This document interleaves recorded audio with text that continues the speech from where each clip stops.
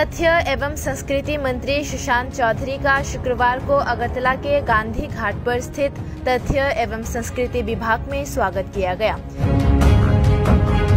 इस अवसर पर विभाग के मंत्री सुशांत चौधरी, विभाग के अधिकर्ता रतन विश्वास, खादी बोर्ड के चेयरमैन राजीव भट्टाचार्य समेत अन्य उपस्थित थे।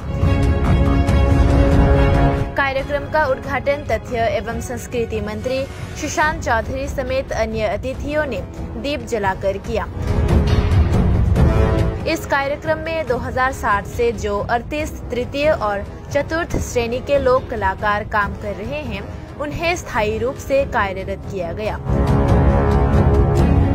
मंत्री सुशांत चौधरी ने उन्हें स्थायी नियुक्ति पत्र सौंपा।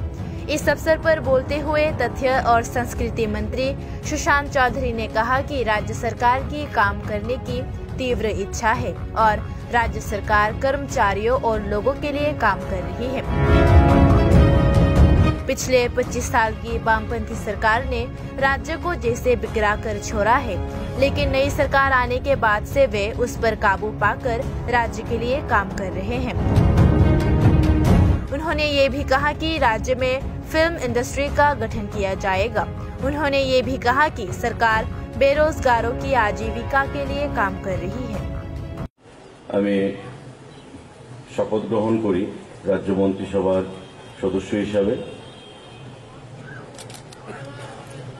রীতিমতো যেটা হয়ে থাকে,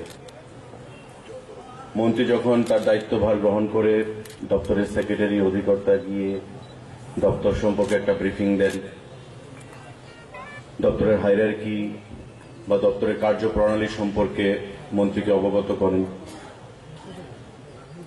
2-4 দিন যাওয়ার পর আমাকে একদিন ডক্টর গোয়েল, আমাদের যিনি সেক্রেটারি, এবং আমাদের ডাইরেক্টর রতনবাবু অফিসে বলছেন যে স্যার আপনি এসেছেন, ভালোই হয়েছে,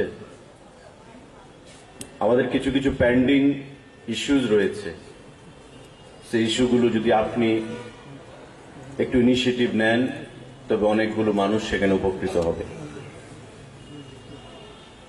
আমি তো জানতাম না। সেক্রেটারি এবং ডাইরেক্টর আমাকে যখন বললেন যে দীর্ঘদিনের কিছু বঞ্চনা রয়েছে, তার বাইরে ছোটখাটো কিছু ইস্যুজ রয়েছে, সেগুলোকে আমাদের অ্যাড্রেস করতে হবে। তো যেহেতু নতুন মন্ত্রী হয়েছি, দপ্তর বুঝে ডিসিশন নিতে গিয়ে অনেক ভুলও হতে পারে, তাই আরো কিছুদিন সময় নিয়ে আমি বললাম যে আমাকে ফাইলটা পাঠান। ডাইরেক্টর সাহেব নিজেই ফাইলটা নিয়ে গেলেন।